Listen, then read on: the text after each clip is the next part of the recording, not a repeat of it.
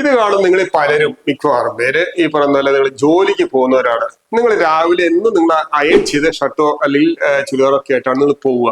പെട്ടെന്ന് ഒരു ഡ്രസ്സ് എടുക്കുമ്പോൾ ചുളുങ്ങിയിരുന്നു കഴിഞ്ഞാൽ എങ്ങനെ ഒന്ന് അയൺ ചെയ്യണം എന്നുണ്ടെങ്കിൽ എത്ര സമയം എടുത്തിട്ടാണ് നിങ്ങൾ ടേബിൾ വൃത്തിയാക്കുക? അത് നല്ലൊരു സൊല്യൂഷൻ ഞാൻ കാണിച്ചു തരാം. My dear friends, welcome to Danny Martin associates. ഇന്ന് ഞങ്ങളെ കാണിക്കാൻ പോകുന്നത് വളരെ ഈസി ആയിട്ടുള്ള അയണിംഗ് ബോർഡാണ്.